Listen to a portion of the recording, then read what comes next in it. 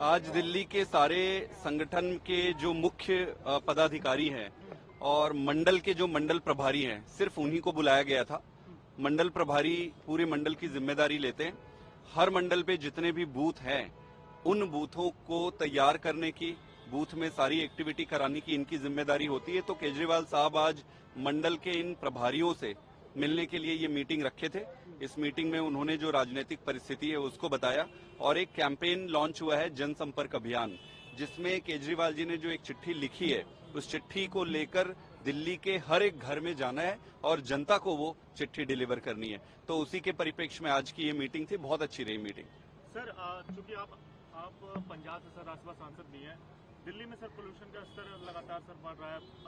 BJP की ओर से लगातार आम आदमी पार्टी और केजरीवाल को घेरा जा रहा है, सीएम आतिशी को भी निशाने पर लिया जा रहा है। और सर, क्या कुछ तैयारियां हैं? और यमुना की खासकर स्थिति, जिस तरह से आज वहां पर बीजेपी के सांसद भी गए, उन्होंने सवाल उठाया कि यमुना की सफाई की बात जो अरविंद केजरीवाल की ओर से की गई, या फिर आतिशी मार्लेना जी जो दिल्ली की सीएम वर्तमान सीएम है, वो जिस तरह से कर रही है, वो सब भ्रम फैलाने वाली। आने वाले दिनों में छठ का त्योहार भी है, तो उसको लेकर क्या कुछ तैयारियां, और कब तक सर छठ के त्योहार को लेकर क्या कुछ छठ की पूरी तैयारियां हैं जो सरकार करती है। दिल्ली सरकार बहुत बड़े स्केल पर तैयारी करती है और फिर से इस बार त्योहार में भागीदार बनेंगे हम सब।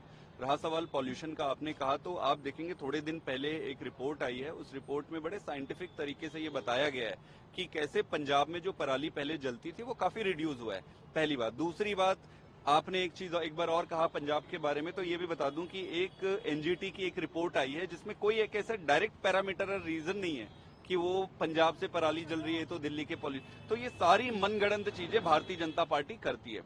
आप यमुना में जो प्रदूषण ले लो, दिल्ली में जो प्रदूषण, कहीं पर भी पूरे देश में प्रदूषण की जो समस्या है वो किसी एक सरकार, एक व्यक्ति के द्वारा नहीं निपटा जाएगा।